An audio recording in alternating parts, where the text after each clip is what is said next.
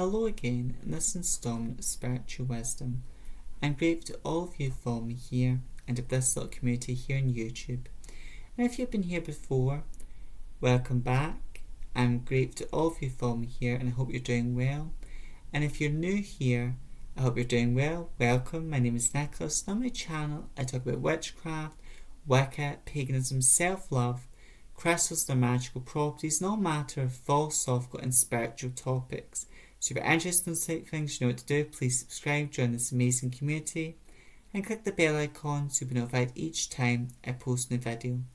And this is a safe place if you're a practicing witch, Wiccan, pagan, or whatever spiritual path you may be on, because there's no right or wrong spiritual path, just the path that feels right for you. And as always, this is a place where you can ask questions. Please share your comments with me. I'd love to read your comments. And if you've got any questions, I'd love to read them and respond to them. And also, if you like this video, please give a thumbs up. Now, today's video is philosophy, so we're thinking very deeply. And I'm a deep thinker. You know, I love to think about things very deeply, and I just love philosophy because that's really what it is. Philosophy, by and large, is one's thoughts, ideas and outlook and one's perspective on life and on different subjects. So like when it comes to our last words, like if you never know when your last minute on this earth could be, we don't know.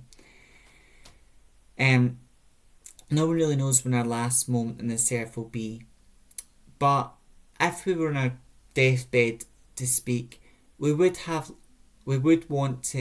our last words to say to friends, to family, you know. And as I'm an eclectic pagan witch, but I'm also a spiritual, teacher in my own capacity. I'm our spiritual advisor, spiritual teacher, and I help people as best as I can in a spiritual field, because I do readings for members of the public to help people. And I give people spiritual advice and that if they've got questions when I can. And this YouTube channel I've set up for all of you that follow me here.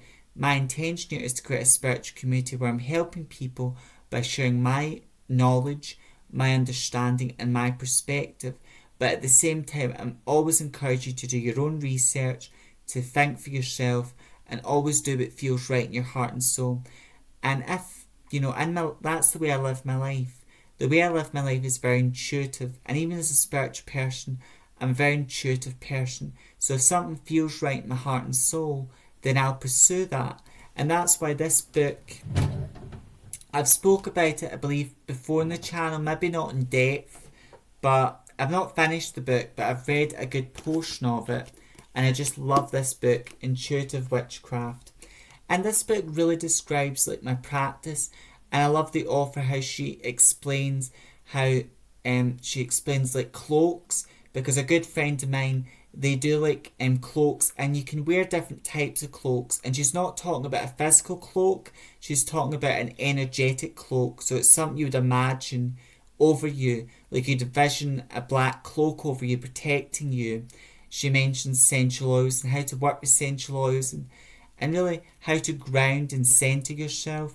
So this book is great for a beginner, but it's also great for a more advanced practitioner because the author allows you to look at magic from a new perspective, a new outlook as well. And intuition, she explains in the beginning of the book what intuition is and how that is a doorway. And I would say that's my perspective on intuition, and she sort of explains it in that way, but intuition is a doorway into the psychic realm. Now in my life, that's how I live my life. If something feels right in my heart and soul, then I pursue it. I pursue it. If it feels right in my heart and soul, then I pursue it. If something doesn't feel right in my heart and soul, then I ignore it. I leave it behind because it doesn't serve me. But that would be my last words on this earth to the world. Always do what feels right in your heart and soul. Always. And do whatever feels right in your heart and soul as long as it doesn't harm anyone. Now, when we talk about not harming other people, that's the intention. We do our best not to harm people. if we can, spiritually, because sometimes in life you're going to hurt people either way, but people are getting hurted because they're choosing to let your lifestyle and your way of being hurt you. For example, me being gay, I am gay. I've got no shame in my sexuality. I'm proud of my sexuality because it's part of me. It makes me, I'm attracted to the same sex. And there's certain men I find in TV programs in real life, but I do find attractive.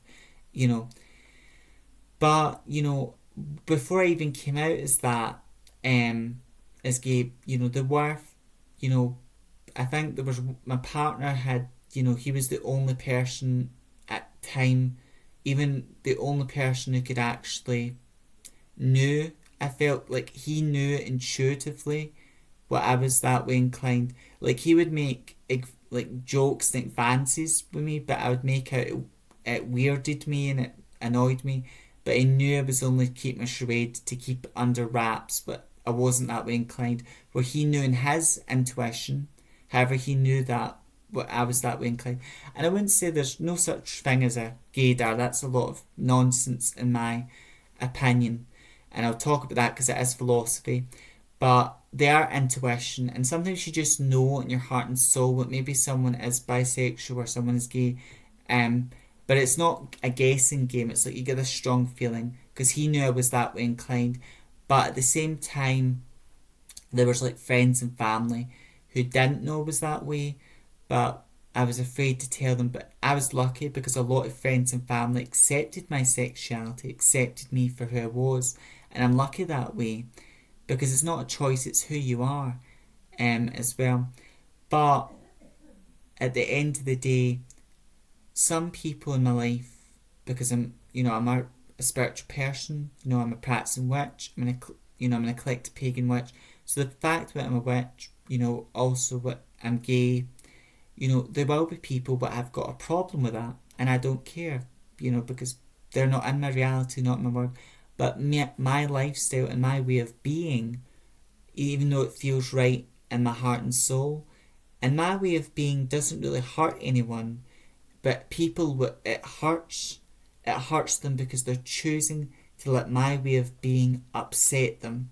Well, they're really wasting their time and energy because, like, while they're wasting their time and energy spreading hate and negativity, like, I'm just living my life and they're wasting their time and energy.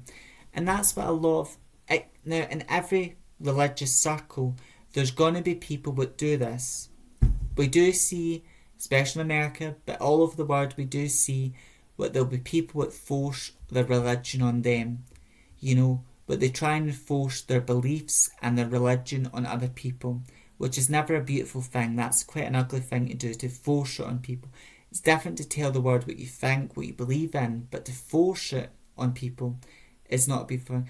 And like my partner, he is an atheist, so he is an atheist, but I love him, he loves me, and he understands that though he doesn't necessarily believe in a lot of things I do, he understands that me, what I love crystals, I love plants, and the spiritual beliefs I have, they give me confidence, they make me feel good, and they help me grow as a person, and they help me achieve my dreams and goals and create my best life.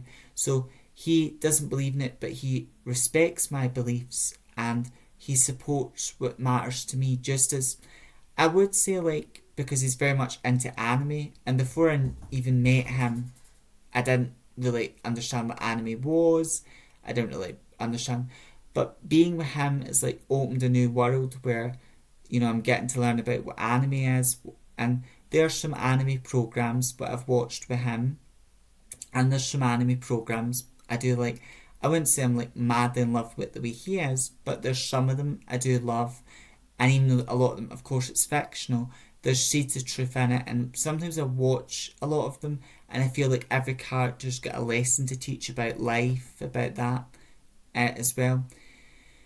But that's the thing, to me, it's, respecting other people's beliefs and that, and like, he understands what I understand, but he loves anime.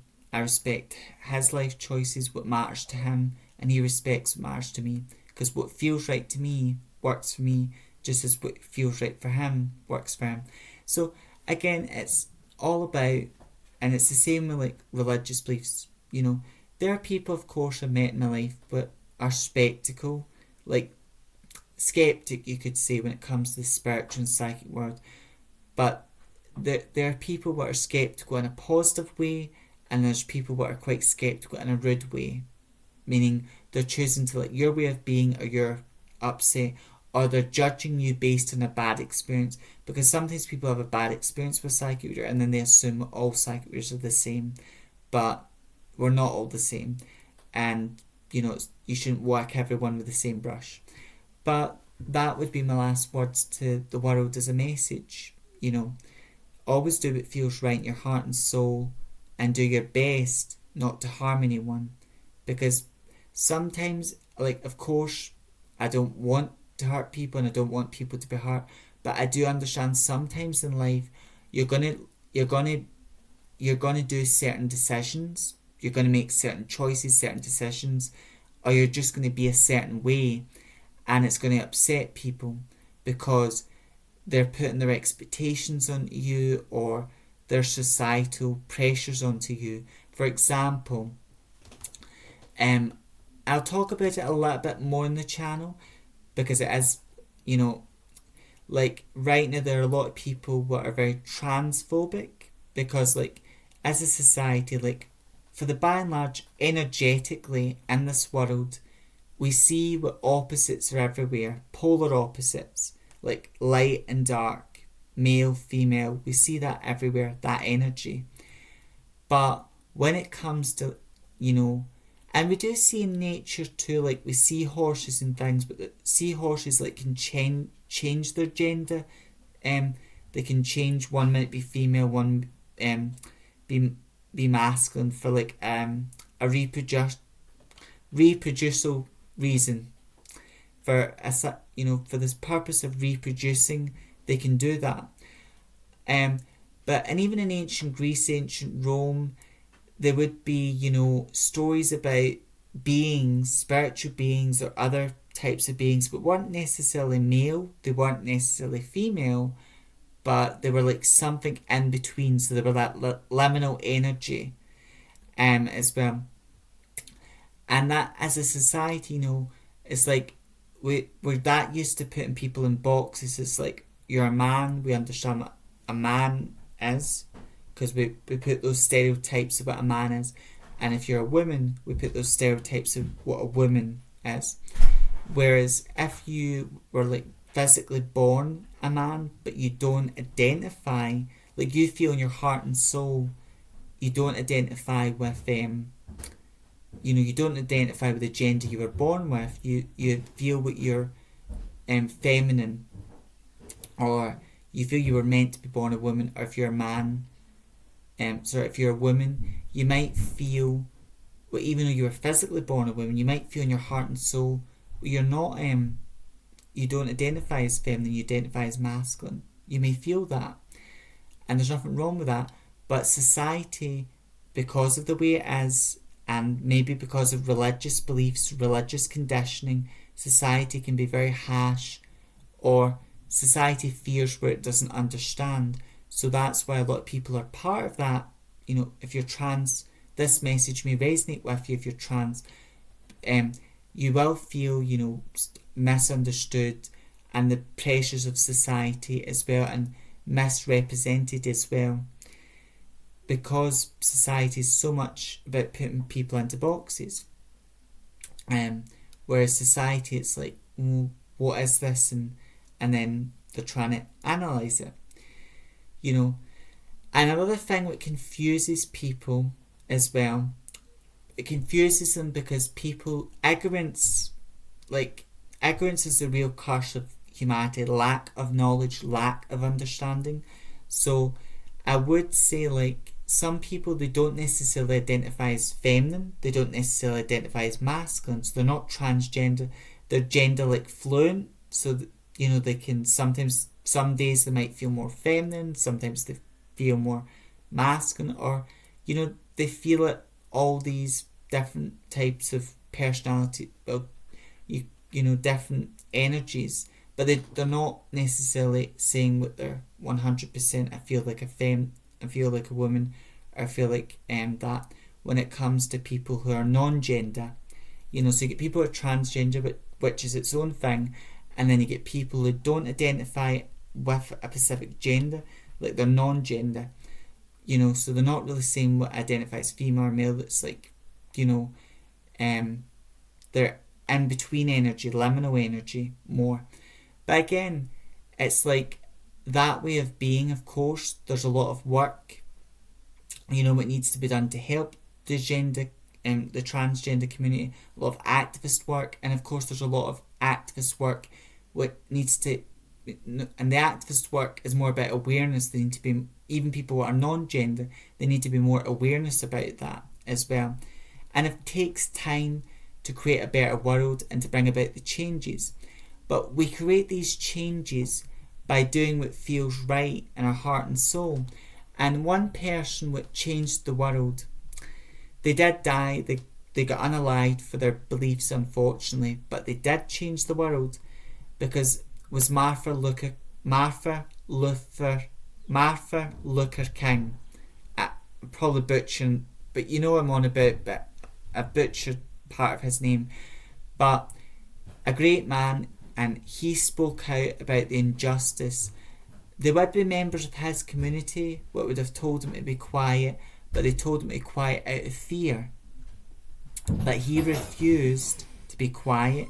He kept speaking out, and his form of activism was non-violent activism, to speak out, non-violent protest, and his voice, his words, his speeches changed the world.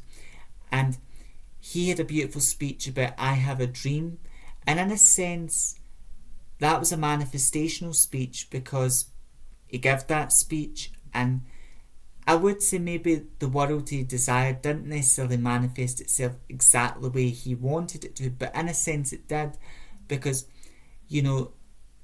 subjugation, for the most part, there's laws that have ended subjugation, and for the most part, most of us as a culture, back then, being a woman or being a man, and being with someone who's mixed race or colour would be all the rage back in that time where subjugation was a thing.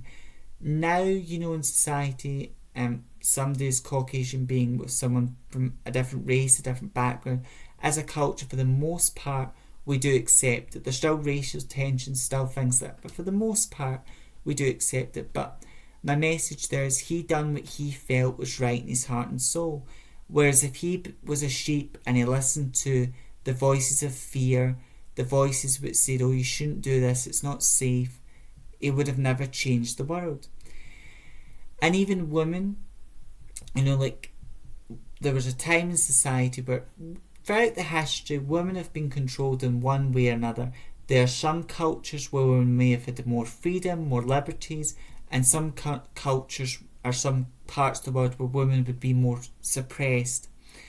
However, when women couldn't vote, or they didn't really have the right to work, or if they did get to work, it was, they would be working, but it would benefit, like the money would go to their family, or some immoral thing would, so the work wouldn't really benefit the worker, essentially.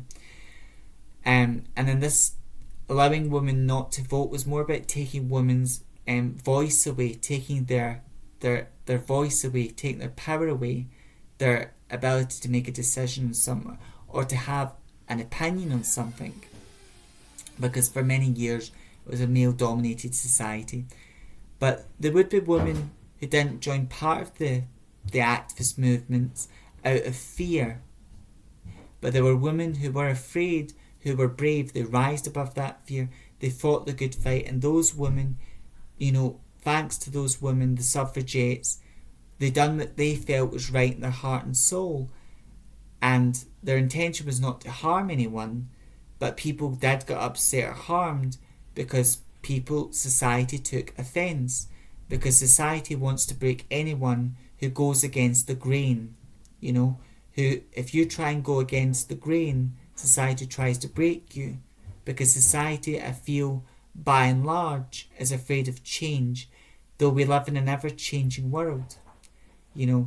But by and large society holds on to these old ideas, these old beliefs, where the universe continues to grow and expand, and the energy of life is growthful and expansive. Life doesn't hold on to these human ideas and beliefs that build up society. And society isn't all bad, but at the same time it's not all good. And it's the problems in society where there's the issues, validation, approval, caring what other people think, or telling people well, you need approval, validation, or you should care what other people think of you. These types of ideas have led us to where we are now, are the world's problems. Whereas learning to listen to your heart and do what feels right in your heart and soul breaks you free from all that. And yes, if when possible and practical, do your best not to harm anyone, because of course every action is a reaction. So be mindful of your actions and choices. And sometimes you'll hurt people, no fault of your own, because your way of being or your lifestyle will hurt them because they're choosing to let it upset them. That can happen as well. But that is my last sort of words. If this was my last day on earth, and you never know when your moment may be, always do what feels right in your heart and soul. Now, in this particular video, I've got my jammies on, my house got very comfortable, because I felt like being comfortable is what I wanted to portray in this video. And to me, as I said, it doesn't really matter how I look or how I approve, because the message is the most important thing. And that's my message to the world, and I hope, in years to come when, I do leave this world, that would be the message, what yous who follow me here, and to the collective world, what we learn, each and all of us, we learn to follow our heart and our soul, and listen to the voice of our heart and soul, and do what feels right in our heart and soul, because there's no real right or wrong in life, as long as what you're doing is not going to hurt anyone intentionally. There are certain lines I believe we shouldn't cross, and I'll talk about that. There are certain lines we shouldn't cross, but by and large in life you should always do what feels right in your heart and soul as well. And that is my message. Listen to the voice of your heart and soul, and do what serves your mind, heart and soul, and what benefits you and what helps you grow. As always, giving you food for thought. I hope this video helps. I hope it brings you some guidance, some comfort as well. Till next time, may meet, may part again. Stay safe, stay well, and walk your spiritual path with pride. If you're practicing witch like me, stay witchy. Blessed be.